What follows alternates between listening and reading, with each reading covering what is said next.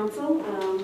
My name is Anita Wiener, and don't worry, I'm not here to ask you for any money. What I'm here to do is talk to you about a nationwide project called the Little Free Library. And what is a Little Free Library? Well, in essence, it is a free lending library. You can go to the little library, you can take a book, you can put in a book. It doesn't cost anything. You can take more than one book, you can put in more than one book. This is a nationwide program whose objectives are to encourage reading for children, adult literacy, and to build a sense of community. As you can see from the handouts, which I'm about to give you, I'll do that for you. Thank you so much. Appreciate it.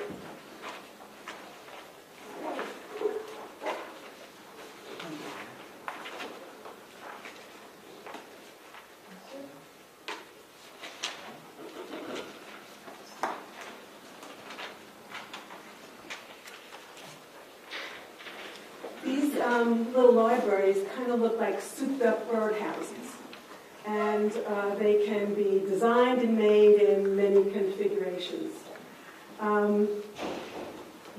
These libraries, for us, now, as volunteers, are going to be bought completely finished through volunteer donations.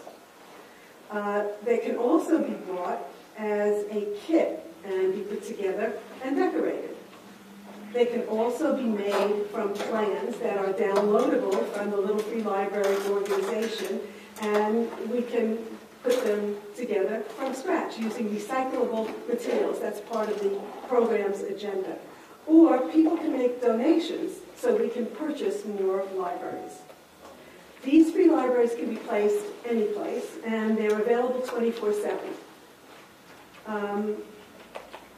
We already have one resident who is allowing us to place a library on her property, and she will be the steward of that library, meaning that she is responsible for making sure that the books are there, checking to make sure nothing untoward has happened, and taking books out. We also have a local nonprofit that's allowing us to place a Little Free Library on their site. So one is on the east side right now, one will be on the west side. And what I'm going to ask the city is to allow us to put one of these Little Free Libraries on your property. Hopefully in a place like outside the train station or outside a city hall where people congregate and can easily get to the books. All the books will come via donation. And we are looking for kids' books, young adult books, and books in English and Spanish. These Little Free Libraries are all over the country, and the nearest one to us is in Bradley Beach. As you can see, if you look at the second page, Janet Torsley, who's a resident and a librarian there, she organized that. And the residents are as happy as could be because they want to live in a town whose efforts are to promote literacy and get people reading. So they like that idea. They used to be on the beach, and now I think they've moved one to the public school and one over to the train station there. So to just sum up, we're not asking for any money. All we're asking for is your support, because this is a great opportunity for community building and enriching the lives of many of our citizens. And I hope you will support this project and help ensure its success. The end. I do have a question. I have a question too. Sure. Well, you're also working a bit with the Asbury Park Library on this, right? Are you No. Okay. No. The way I'm working with the Asbury Park Library is we're getting a volunteer program at the Asbury Library for people who would like to come in and volunteer to work at the library, shelve books, to clean out things, to help the librarians there, because they're kind of short-staffed, and the head librarian wears many, many hats there. Second thing we're trying to do with the public library is create a Friends of the Library, which would be a fundraising organization for the public library. This is an effort that stands on its own, so I'm sort of library-centric in my brain. Gotcha. I very much believe that when we get the community involved, they more so appreciate what we're trying to do. Is there a possibility of getting the schools involved, or maybe the high school students involved, so they can make some of these? Well, that's the great thing about this, is that this can be accomplished in many ways. Number one is by buying it complete, which is what we're going to start out doing, just to get the project rolling. But you can download architectural plans with instructions on how to put your own project together. You can have the Big Brothers, Big Sisters, Boys and Girls Club decorate them. You can have a community-wide Little Free Library building day, where we get a lot of donated pieces of recycled wood, pieces if someone's building a house and they're making their roof and you have leftover whatever you put on a roof, supplies. Anybody who lives in this town and is in the building trades and would like to make donations. And we could go to a centralized place and have a Little Free Library building day. People can do fundraisers in the schools. There may be a project if you have a club. I know some places have cancer clubs where you raise money to help alleviate cancer. You can have a Little Free Library fundraising day. The opportunities are endless. I think the project is an excellent project. I really, really do, and I am fully behind it. I would just encourage you to try to get some youth in our community to build this. Absolutely, and we just want to get this project on the ground so people can see what it is, and the next step will be to work with the youth, because once you're invested in building something, you're less likely to do anything untoward toward it. You take ownership of it, and I think it's a great skill. Kids can learn carpentry. I know Dwayne Smalls always comes here, and he builds things, and he's always looking for projects to help the kids build. So we need community support to help accomplish the totality of this project, and hopefully it'll be many years. Thank you. So there is a request on the table. Oh, yeah. And the request is that this project be allowed to use some piece of city-owned property. So from a policy standpoint, if the governing body is comfortable with that, then we can work to identify the most suitable And place. specifics in terms of any sort of zoning issues, we can figure that out, but it shouldn't be a problem. Yeah, Amy said she'd be my liaison between this project and the council, so I won't do anything. Okay. Okay, we done? Good? So we're good. The policy call has been made, now it's just a matter of implementing it. Thank you so much. Thanks, Anita. Amy, I think the next item is yours, policy regarding board appointments. Yeah, so I just want to start to at least have a discussion about implementing a policy. I worked on a draft, and I think Terry made some corrections, and we went back and forth. When people are applying for the boards and committees, just sending a letter, I think we already contact them when they get on the committee, but I would really be interested in sending people a letter when they don't, and thanking them for applying for the committee, letting them know we're going to keep their information for a period of time, and just kind of giving them a thank you for willing to get back to the city. So I have a draft. I'm open to any and all corrections on it, and it would be something I'd like to implement for the people who applied for the committees and commissions. Since no one's talking, I guess I'll comment. I think I've read over it. I don't have any problems with the draft at all. It's acceptable as far as I'm concerned. I did have some concerns initially, though, because there were quite a few people that applied to the CFO position and city manager position, and I sort of personally think that if you're going to start sending out notices, that we shouldn't separate and say, we'll just send it out to this group and not the other group. But other than that, I'm in full agreement with the draft. So why don't, and I'm not sure, but can we agree to do it for committees and commissions, and then go back and have a discussion about whether we're going to do it for every applicant who applies for a job? Would that be a fair assessment? That's the council's call. It works for me. The logistical question I have is this. Sure. So we have residents who fill out an application, and for argument's sake, so Fred fills out an application and says he's interested in being on the zoning board, the planning board, and the Shade Tree Commission, right? So there's an opening in the zoning board, there isn't an opening in the planning board. We fill the opening in the zoning board. So if Fred wasn't selected, let's say, but he's still on record as being available for other boards that he'd like to serve on. So what triggers a letter to someone when an appointment is made? Do we accept applications when there's no openings on the board? Yes. Okay. See, it's an ongoing process. So like anyone in the audience tonight might say, oh, you know what, I'd like to, the next time there's an opening on, again, I'll say the planning board, next time there's an opening on the planning board, I'd like to be considered. There doesn't have to be an opening for that person to be in the queue, so to speak. So it's more a matter of, see, if someone's applying for a job, that's pretty straightforward. You got it, you didn't get it. If you didn't get it, you get a letter saying, thank you very much for your interest, you know, whatever. For boards, it seems to be more of a rolling process, right? That's the piece. As I was thinking about this, you know, preparing for tonight's meeting, that's the one piece that jumped out at me. So maybe it's something you want to take a look at. Right. So would we have a draft again that everybody approved for positions that we were not filling?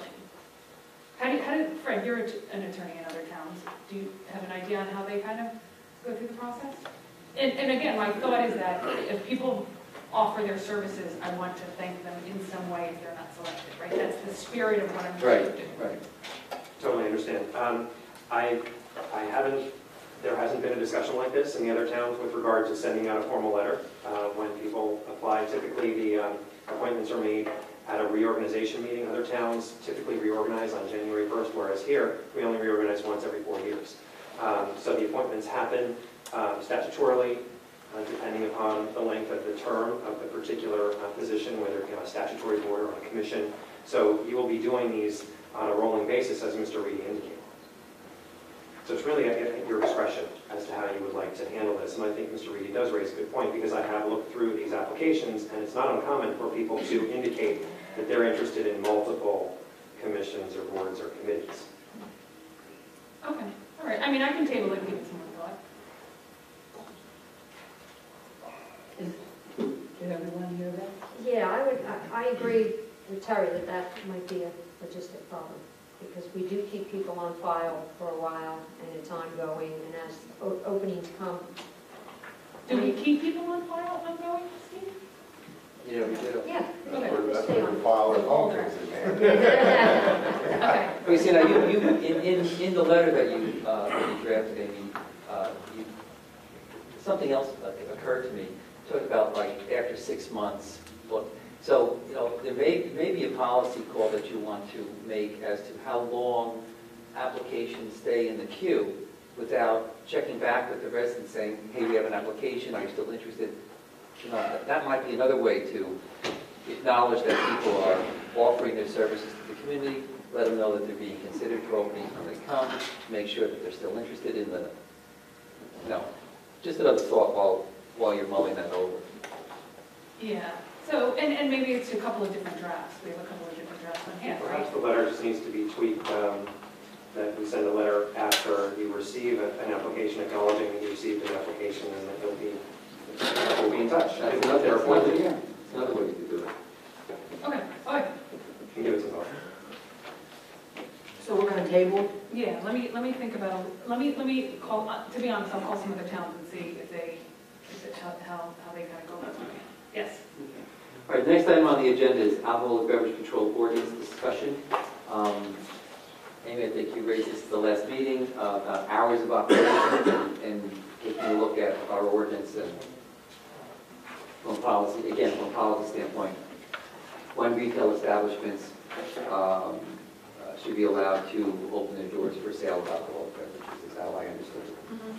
So this was also a result of a have a number of people saying that we are having lines outside of liquor stores early in the morning, and then kids on their way to school were passing it. So I think I said this about a couple of other meetings ago, that I went by and there are lines of people trying to buy alcohol. So I think Fred did some research and found that some towns sell alcohol at 7 and some sell them at 9. And I think we should consider selling alcohol at 9 instead of 7. And the ordinances that I found, just to clarify, related to retail licensees that were selling alcoholic beverages by way of packaged goods. And we're talking about liquor stores or other establishments that sell packaged goods. And I have found some ordinances in other towns where the restriction is starting at 9 a.m. And I think you had Belmar, which was even later than 9. Or was Belmar 9? Belmar was 9 a.m. on weekdays and Saturdays and 10 a.m. on Sundays. Right. How does this affect restaurants? Let's say a breakfast place wants to serve mimosas. Well, if you limit this to retail licensees, to liquor stores, basically, it won't affect a premise that has a license that is for on-consumption or on-premises consumption. Because I know how they get around some things with packaging stores and, fried chicken places serve, they sell everything. So as long as it's just liquor stores? Retail. Retail liquor The stores? distinction that Fred's Without a restaurant attached to it or bar? Correct. I'm fine We with have that. 4 of those in town. You have Super Extra, you have Mac on Main, And that's the supermarket? Yeah. you have Mac on Main, and you have Main Liquors, and then the other one is Vine on Cook Ave. The wine shop. Yeah. Those are the 4 package stores. Package. Take. Right. So the issue that you've raised is whether, from a policy standpoint, again, the governing body wants to adjust the time that retail liquor stores are allowed to sell alcohol. That's the policy question that's before the governing body for discussion this evening. Right. I'm in favor of it.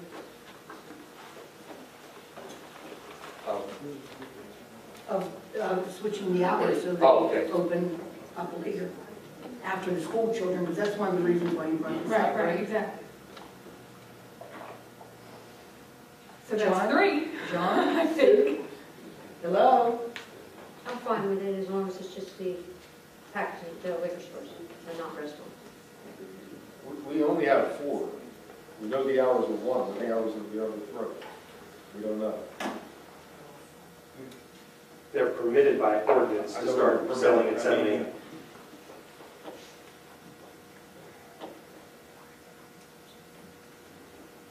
I don't know. I mean, do you call the people that own the store and say, there's a problem? Can you make it 8 instead of 7? I mean, can you make it, do you just do it point blank without even giving them a shot? Well, I don't think we would single out that one store. No, okay. And say you If there's can only only one do it that's at 8, but bothering, everybody else can do it early if they there's want. only 4, and we only know the one that's bothering anybody. Do they get a fair shot to say why they should be open, or do we just do it? That's up to the governing body. I mean, you're really talking about process, John, right? Right. I just think everybody life deserves a fair shot. I mean, so nobody's ever like called them in, whoever they are, the owners. I couldn't tell you, the super saver, and said, "Why do you do this? Would you consider like postpone it where we don't have to do it?" Can you even do that? Nick? I honestly would feel more comfortable if you were to change your ordinance and then make it citywide, as opposed to engaging in a dialogue like that with any particular licensee. So that's my recommendation, if you're going to consider doing it by ordinance with regard to all retail licensees. Definitely wouldn't be binding if you just had a conversation with someone. No, I realize that. But should have at least been notified and been here. So they could have like said their piece? Well, they will have that opportunity, because if the council wishes to go in this direction, then it requires an ordinance. So I would draft an ordinance for your consideration to introduce it at the next council meeting. Then at a future meeting, there would have to be a public hearing, and we could actually make certain that a copy of that ordinance was sent to the 4 licensed premises in particular, so that they were aware and they could come to the public hearing and voice their concerns if they had it. I have no problem with it. You know, there's, another way in terms of the due process, which is what I hear you identifying, John, would be exactly what Fred said in terms of drafting the ordinance, sending it to the, since we know there are 4 business owners in the city who this would affect, and before there's even a public hearing on the ordinance, because then, you publish it in the paper, it's gone through these formal steps.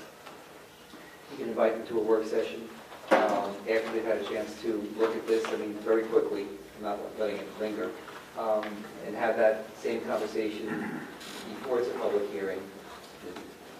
Again, it's all about process. I have no problem with that. So then I will draft an ordinance amendment. And then work into the council.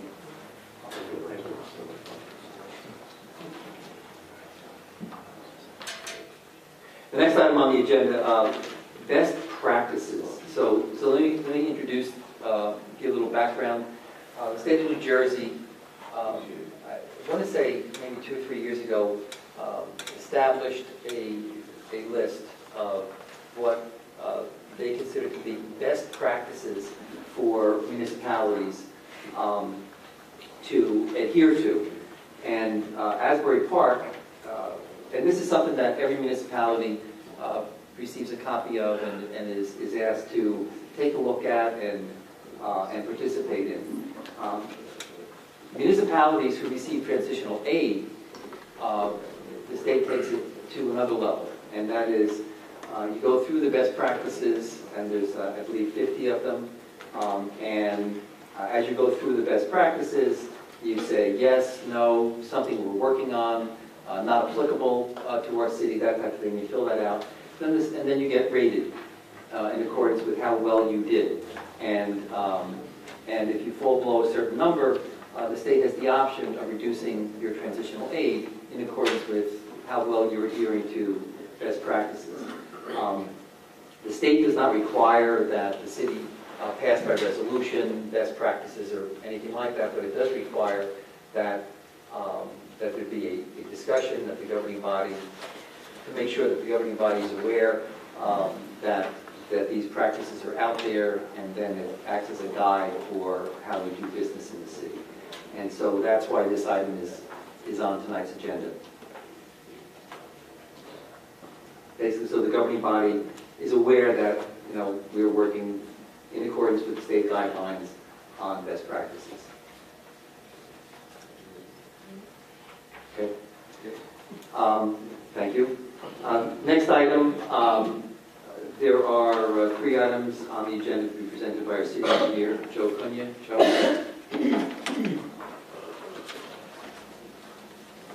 Thank you, Mr. Reed. Good evening, Mayor and Council. First item on my agenda is actually a twofold item. You may recall last meeting we made a presentation regarding FEMA mitigation and an opportunity to change the design of the boardwalk. After further review, we decided to stick with the traditional method of restoration, or should I say reconstruction, of that section of the boardwalk, so as to not cause any jeopardy to the already approved FEMA method of reconstructing that section of the boardwalk. So at this time, we'd like to get your approval to authorize us to go to bid in that manner, the traditional manner, as this was tabled at the last meeting. And simultaneously, we'd also like to gain authorization to, via competitive contracting, get a professional construction administration consultant to be on the project full-time. As many pile logs, as piles are driven, we have to make sure that we have driven them to their full capacity. Various other project issues will have to arise, or will arise, as days go on. So basically manage the project. Manage the project and basically keep a log for us for FEMA. So that's item number 1 regarding the boardwalk. those 2 items. Also, we have the recycling calendar art contest with the, this is a misspelling here, it's actually the grammar schools in the Asbury Park, the 4th graders. Our recycling coordinator, Von Adams, is speaking to Sandy Huber of Clean Communities, New Jersey, as well as the county recycling office. They came up with an idea to do a art contest to place some art on our calendar, front cover, back cover. We have not done this before. We usually just use some photographs from around the city. It seemed to be a good idea, so I'd like to present that to you at this time. Roughly the timing on this would be receipt of artist submissions by the end of this month, and hopefully, with your permission, we'd like to have the council review and pick the 2 winners, one for the front, one for the back cover. Exact procedures will be laid out at that time for how we judge them. So I'd like to run that by you as well. And the final item on my agenda is requesting authorization to bid or to advertise for competitive bids for the community, it's actually Community Affairs Resource Center Facility Improvement Project. This is a CDBG funded project as part of the Neighborhood Revitalization Initiative. This was worked out with the CDBG Community Development Department, and essentially this business is a nonprofit and in significant need of repairs to their facility. They assist hundreds of residents daily, thousands annually. It's the old office on the Hispanic Affairs. Correct, on 913 Sewell Avenue. This is a mess. So essentially, we're looking at trying to help them get new windows, repair the facade, repaint the building, things of that nature. As far as the This available is funds. for windows. This is specifically windows. There are some alternate bids in there, depending on funds availability. So this way, we'll get quotes, and at that time, we'll decide what we should award in addition to windows, if any. It's a cap of $20,000. Cap of $20,000 as we budgeted last year. Couple of questions. I don't, are you finished? Yes, Okay, a couple of questions. I met with one of the shop owners up on the boardwalk, and he had requested that the rebuilding of the boardwalk start on the north end, and he made a point that in many of the shops, people can access the shop either from Ocean Avenue or the boardwalk. And if you're in the arcade, you don't have that luxury. And so I'm just trying to figure out, is there a reason why we're starting at the south end? that actually hasn't been decided. Typically, that doesn't become an issue until we get into something called means and methods. We could direct the project in a certain manner, but at some point it becomes the means and methods by which the contractor decides to do the job. What I would recommend is that, pursuant to a meeting with Madison Marquette last week, we will maintain access to the arcade from the south side, as we did after Sandy, via a temporary handicap ramp that runs through the side entrance of the Paramount and down the ramp. So it would actually maintain ADA access at all times. So I think Even if they started at the south side of Convention Hall, there would still be access for businesses that the mayor is. Correct. Correct. And within a short duration of breaking ground, the entire section of boardwalk will be completely disassembled.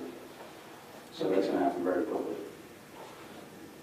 Like the idea of the youth, you know, doing an art project to be on the front and back cover. Will the calendar come out on time this year?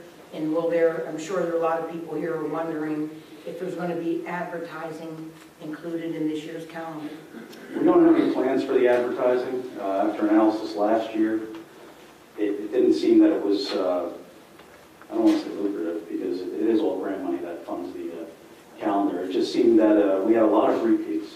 We had a small amount of advertisers, but just repeated multiple times on the pages. It didn't seem that we got the group participation. That is something we can discuss. At this time, it's not in the plan.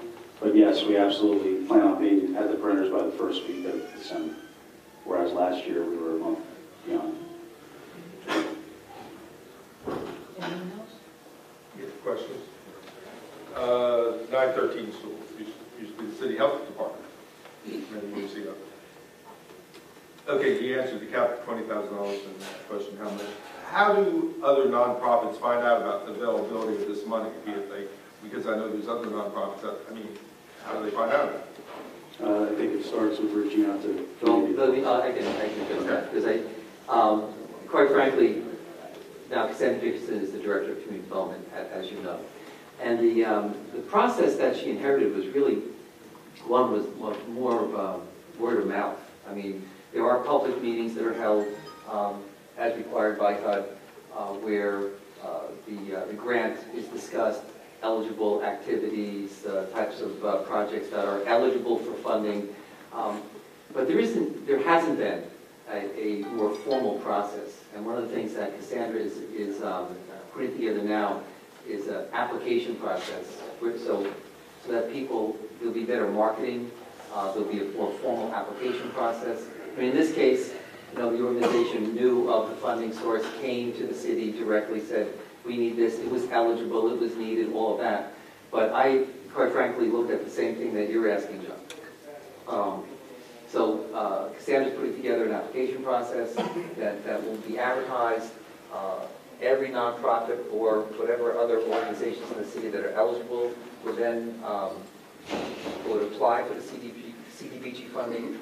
I know in a former life, I was Director of Community Development for the city of Passaic. And one of the things that we did there is we put, caps on different types of funding so that, you knew, well, there's $100,000 available.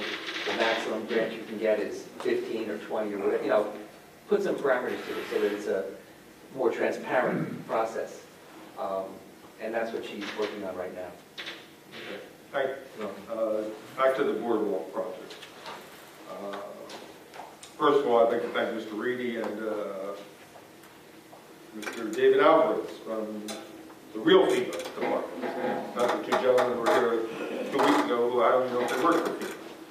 But if we had listened to those two gentlemen, we'd be stuck right now for the taxpayers $800,000. So, Mr. Reedy, I appreciate you reaching out and straightening this out. And we almost didn't get a chance to because of the government shutdown. Mr. Alvarez wasn't available for some time, so I'm happy he was available. So I'm glad we didn't go down that route. But so we are talking about a traditional boardwalk. Are the plans ready and finalized to go out to bid tomorrow? They are not. That is my latest report. Robert and I, my assistant, began heavy revisions to them last week. It was determined it would just be unsafe at this time to go out with the set that we have. I know I reported 90% complete. Yes, they were 90% complete for phase 1 and 2 as a combination project. If you recall back in January, before we actually went to bid on phase 1, it wasn't a phased project. However, the final set that we have is based on one large project. It would be too confusing and there are too many unknowns to put that out to bid at this time. Knowing that phase 1 is in there, it's just opened us up to too much liability on a job of this size. So I think the prudent thing at this time is to take the time. It will not change the proposed award date. It would just shorten the amount of time that would be actually out to bid. But I think it's definitely a prudent move to do it this time. What's your proposed award date? At the November 18th meeting. Okay. As I said it at the last meeting, again, I guess it's just a pet peeve of mine. The storm's almost a year ago. Obviously, the first couple months, you're not even worried about rebuilding, you're just recouping. But we had all summer to get this ready so we could start as soon as we close down. We're blowing some beautiful, beautiful weather out there that we could be using right now. And okay, you're talking about November, then we're into December, we're into winter. It just blows my mind away that this is not ready to go out. And I think we're probably the only town in New Jersey that has not gone out. So to me, that is just, I don't know what to say. It's just, to me, unacceptable. Who's the engineer or the architect? It's B&B High Tech Solutions. How many engineers or architects bid on it? We had 2. That was right after Hurricane Sandy. What was Actually, originally we went to the original designer of the boardwalk, thinking that we would automatically get the best value, being that they would have had a lot of plans already done, just need to spruce up the survey and redo the boring logs, but that wasn't the case. We actually saved approximately $25,000 by going to the second bidder. It's a $3 million job, and I'm not making light of $25,000, but if this is going to be pushed back into the summer of next year, then, you know, if we're not done by the beginning of the, we're going to go into the following year, which is going to be, again, unacceptable. Are they an engineer or an architect? They do a combination of things. What are they? They're engineer with survey. Multidiscipline engineering firm. So the engineering firm? That's correct. And that's who gave us the plans, an engineer? That's correct. Okay. What was the total cost of the plans? 120, I believe it was 124,000. How much have they been paid to date? All but 8,000, I believe. So they've been paid almost 100%, yet we're not even close to having the final plan. Is that normal? No, well, what they did is they provided us a set of plans that was as per proposal, as per agreement. The phasing was the decision of the city. That doesn't fall on the consultant. However, we have calculated and have decided that there is enough to cover the revisions required at this time in that remaining funding. Is there, and I think I guess that's the last time two gentlemen from FEMA were here. Is there a drop dead date from FEMA where they say, hey guys, you've been dragging your feet so long, we could use this funding? No, there is no set date, no. At this time. I'm getting close to not a set date, but a maybe date. And I know with Mr. Alvarez on top of it, I feel much more confident now. Well, we know that the earliest that we would be closing this out is sometime in the summer of 2014. That goes for any project due to Sandy. When you say earliest in the summer, I mean, are you saying define summer? Are you saying 4th of July? You say August? I mean, are we going to? No, it's essentially about a year from when we signed the project worksheets. But is it going to be something where, okay, we're going to start the boardwalk, and then come Memorial Day, we're going to shut it down and then reopen the construction after the season? Or No, not at all. It's going to go through the season, maybe inconvenience beach bathing and inconvenience sewers? No, not at all. It's our intention to make sure that all construction is complete before Memorial Day, just like this last season. Yeah, I looked into the liquidated damages. We bid phase 1 with 5,000 per day, so I was way off in my estimate at last meeting, and we're going to continue with 5,000 per day. Plus, they have to cover, if due to their own purposes they cause a delay, they also have to cover the engineer's time at $200 an hour. So that's an essential liquidated damage. Is there a performance? If they finish early, is there a performance? At this time, no. At this time, we don't have one built in. But we can add it. And the penalties just pay the engineers are going to be like $10,000 a day to the city. And I'm just thinking, pulling the number off the top of my head. Well, it's $5,000 per day to the city. And then in addition to that, $200 per hour for all of the time in excess of the contract time that we have to pay the engineer to be there, which would more than cover what an engineer would typically charge us. Again, we have an RFQ, or an RFP, I apologize, going out on that. Tonight's the first time I'm here. We're going to hire somebody to manage this process?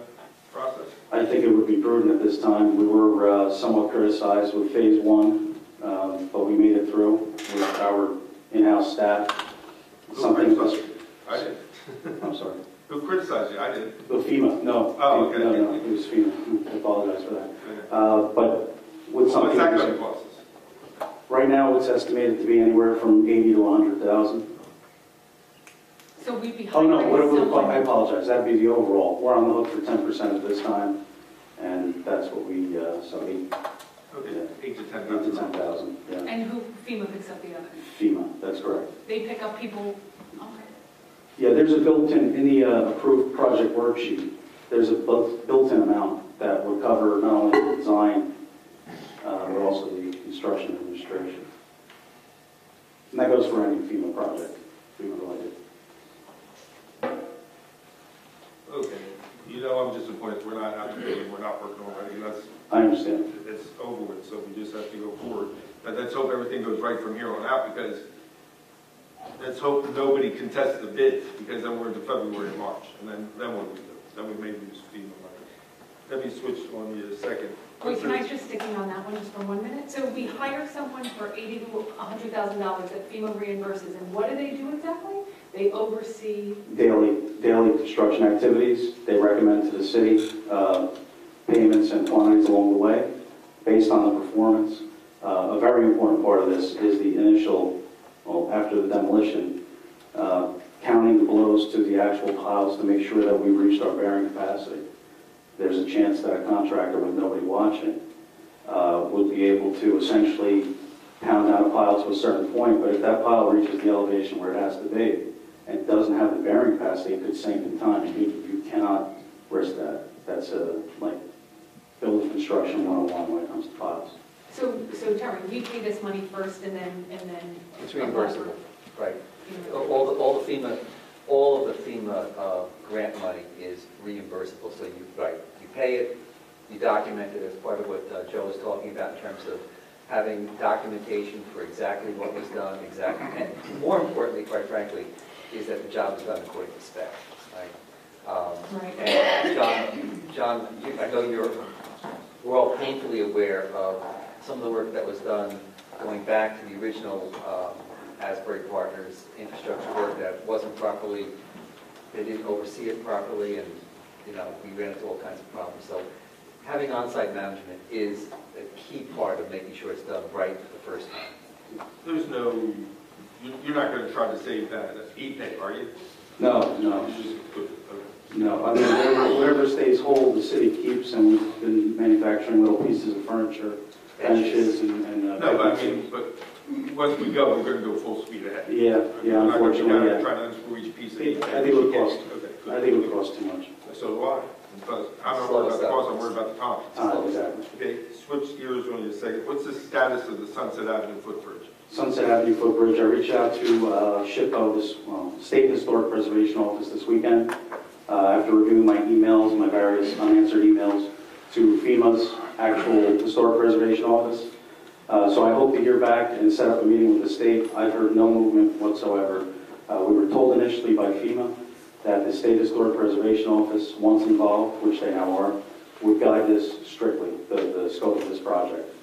At this time, it worries me that I haven't heard anything from them, so David Alvarez is on the trail, as he is our liaison. He is the man who signs off on any reimbursements on behalf of the state. Okay, and so, I think in the past we found that SHPO can be sometimes delaying things. Don't let them delay us where we lose funding for that, because FEMA could say, hey guys, we gave you a year to do something, we're going to take money and fund Belmar's project, fund this project. So don't let SHPO slow us down on that project, please. No, I'm familiar with SHPO. And John, let me just, on that very point, I had that conversation with David Alvarez, and to the point that Joe is making, he is aware, he is really very competent, and I would say like nurturing this, like overseeing this project to make sure that we don't lose any money and that we stay on course. But the State Historic Preservation, I mean, they're supportive, but they have not been responsive. There's a chance that they may offer no further interest. So.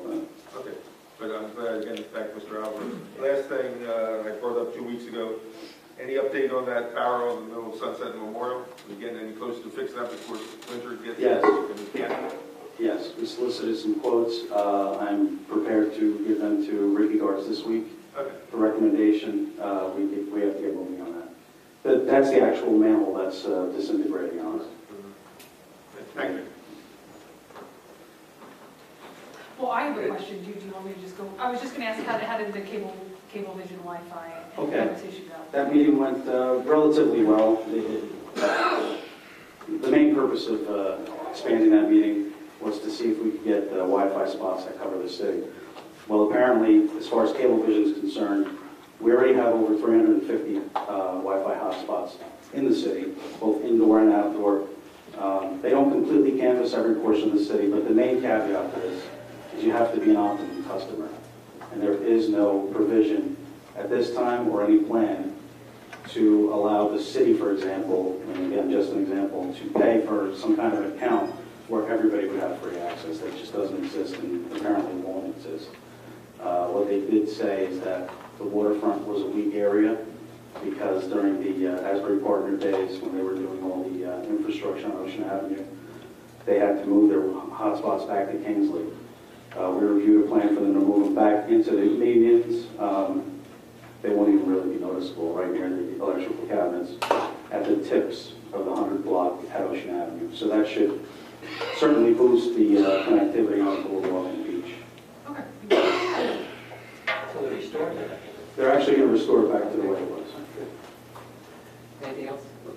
Thank you, Joe. Next item on the agenda is our TOPS grant.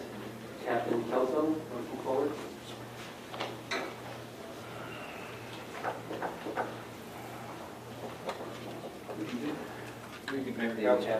Good evening. The U.S. Department of Justice has awarded, as everybody knows, the COPS grant for $625,000. We're here to hopefully let the council accept that. It will allow us to hire 5 officers. And it will basically allow us to start implementing our street crimes unit to a 7-day-a-week detail and hopefully get more walking patrols out on the street. Get us back up to the levels we were at in 2010 were 95 officers. We will be at 82 officers at the end of this year. So hopefully the staffing levels will go back up. Pretty much it. We have the money, right? Because it says you have to have the money in 2013. Ricky's got the money to do this? Yes. Okay, no problem. Thank you, Congressman Pallone. Okay, good. Oh, wait, can I ask a question? So I just had the City of Asbury Park, it's the third whereas. Any additional contractual expenses not covered by the COPS award of $625 to include but not limited to clothing allowances, maintenance allowances, and nighttime differential. What does that mean? The city would have to pick up benefits for the officers. Lord Dash? Basically, clothing allowance, that's. Please stand up. Here. Could you please stand up? I will.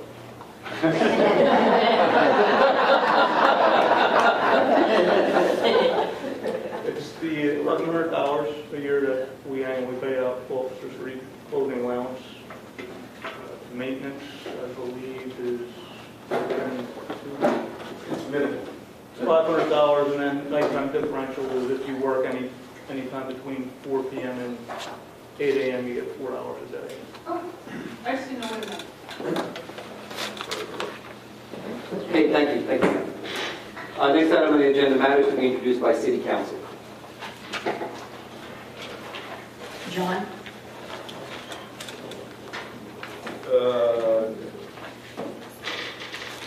Cafe Cool Thursday?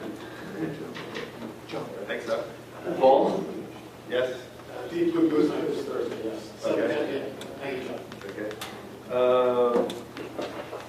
At the last meeting, Ms. Harris got up and proposed we rented a billboard to advertise the initiative by the county prosecutor. I wrote everybody a memo saying, how about putting it on the electronic flashboard? I see it's been done, so who do I thank? You can thank Tom Gilmore. Okay. But are we going to use any of the other ones, the key spots? Yes, we discussed that actually at our last staff meeting, last Thursday. And wanted to get the one in Sunset Park up immediately, and then, like the availability of the other signs, we can use them as well. Sure. Thank you very much, and thanks everybody for doing that. That's it. Sue? Councilwoman Henderson? Let Amy go first, because I have. Mine, Terry, is just an update on the couple who, I think it's 317 6th Ave, with the dumpster. I know that you said an investigation was going on, just an update on that. Okay, so the update is that this is being under review by our code enforcement department, and Captain Salerno is taking lead on that. And so far, what we found is that the records have been, the historical records have been researched. There doesn't appear to have been any permission for the curb cut, for the driveway, for the dumpster to be removed. So I'm having a meeting with all of the departments involved in that this week, and then action will be taken to remedy it. Thank you. A couple of announcements. One, Deal Lake Commission is having a lake cleanup for Deal Lake on October 26, 9 o'clock. Everybody's meeting at the boat ramp. We wanted to, and I've asked over and over again, and they finally decided that they would include Sunset Lake in this, and we're going to be lowering it so that we can get in there and really get the stuff out of there. Public Works will be helping us. We need volunteers in the Asbury side. I want people to show up at 9 o'clock, October 26th at Sunset Lake. And Amy, I know you're very involved in a lot of those cleanups, so I'm sure you have a way of getting and reaching out to people. Sure. Spreading the word, and with it lowered, we can really get a good cleanup out of that lake. So that's one announcement. Second of all, as you know, this is Terry's last meeting. I don't know if you know that. His last Asbury Park City Council meeting. So I personally would just like to thank him for your service, for your tireless passion and dedication to the city. I certainly can say that I've learned a lot from you, especially about municipal government and management. And I also learned that we both like to sing music and rock and roll. And hopefully I'll see you at Lake Academy for music lessons. And I just want to thank you because I don't think you'll be replaced. I don't know that we're going to find anybody with your expertise and your knowledge.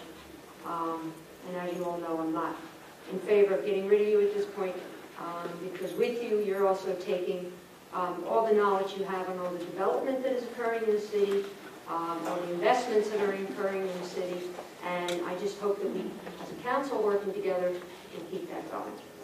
And I know you and I have had private conversations in that you said you would be here for any questions that anybody has, even though you're not employed by us. So, thank you. I just have one comment to make. And John touched upon the billboards. Some of you may or may not have been here last council meeting, but it deals with a program that the prosecutor's office has rolled out.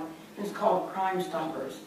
And I would encourage anybody that has any ideas, because when Ms. Harris came to the mic, she had mentioned it and requested a billboard. And the high crime areas in this city are the ones that really, really need it. And so if anyone has any ideas as to how we can raise money to make sure that one of those messages goes on the billboard, it would be greatly appreciated. And that's it for me. Okay, next item on the agenda, matters to be introduced by the city attorney. Yes, two matters. First, I'd like to let the public know that the council may be taking action this evening on one item that was addressed earlier during our executive session, and that would be a resolution appointing Richard J. Gartz as the Chief Financial Officer for the City of Asbury Park from November 1st, 2013 through December 31st, 2015. As many of you may know, Mr. Gartz has been serving previously as our acting CFO. That acting term will end on November 1st, and as of that date, the council may be appointing him to serve as our full CFO for the remainder of the unexpired term of the prior CFO, which goes through December 31st, 2015. Mr. Gartz still will be serving in a part-time capacity. However, he will be available, as he has been previously, during regular business hours at anyone's request. That's the first matter. The second matter is by Councilwoman Henderson, Deputy Mayor Henderson. I wanted to personally thank Mr. Reed for his service to the City of Asbury Park over the last 10 years. During the course of my 20-plus year career serving municipal governments, I found that it's extremely difficult to find someone with Terry's talent, professionalism, dedication, enthusiasm, and most of all, his passion for his job and for the city and for the city's residents. During the last 10 years, we've been through an incredible amount together, starting with my second month on the job with same-sex marriage, up through Bamboozle in 2012, and everything in between and thereafter. During that time, he's been my colleague, my mentor, and most importantly, my friend. And I value that relationship most of all. And like Deputy Mayor Henderson, I've learned so much from you, Tony. Thank you so much. On behalf of me and my firm, thank you for all you've done. Thank you. That's it. Wow, okay, so the next is matters to be introduced by the city manager. So unaccustomed as I am to public speaking. I have a poem that I've written for tonight. And it's meant to be a thank you to this city and an acknowledgement to who we are as a community. I've entitled it Farewell and Gratitude. To all the employees who have served the city, standing shoulder to shoulder with me through record-breaking snowstorms, through superstorms, through flooding, through earthquakes, nor'easters, and blistering heat, through brother-on-brother homicides and unspeakable tragedies, through fires and daily emergencies and social upheaval, they have served with dignity, competence, and grit, and I am proud to call you brother and sister. To the governing body that served with me these past 10 years, I am grateful for your honesty, integrity, and courage, and most of all for your unwavering support and belief in the vision that we shared. To those that have lived here for generations, those who stayed and strengthened the city day by day, and those who went away to school or to service and came back, you have been the bedrock of this city. To the pioneers and adventurers who came to this city when it wasn't hip, when it wasn't a hip thing to do because you wanted to be part of this amazing community, because you saw the chance to start over, because you had a dream, or because it's one of the few places you could afford to live. To the volunteers, members of boards and committees, citizens on patrol, parents who work with our children in school, coaches who mentor our children's athletic aspirations, those who give time in nonprofit endeavors and houses of worship. A strong, honest government is critical, but only the grassroots efforts of our people can truly rebuild the city. You have lightened my load with your gift of time, talent, and love. And to the artists and poets, to the songwriters and dreamers, to the cooks and waitstaff, to the bars and bouncers, to parades and fireworks, to gardens and sustainability, to parks and lakes, to geese and swan boats, to dogs and dog parks, to the sun worshippers and beachcombers, to the surfers and skaters, to the daring young entrepreneurs, to the nonprofits and affordable house builders, to the self-proclaimed ministers and prophets, to the activists who make us uncomfortable, to young reporters still seeking the truth, to upholding the law and treating people fairly, to lifestyle, race, and economic diversity, to the history and the architecture, to rebuilding our city's infrastructure, to paving the way for economic resurgence, to the ghosts that still roam and the zombies that break records, to reliving the glory days and creating new memories, to the most democratic boardwalk in New Jersey, to the boss who never forgot his roots and inspired our rebirth, to us. May our actions match our dreams. Thank you for the honor of serving the city for the last 10 years.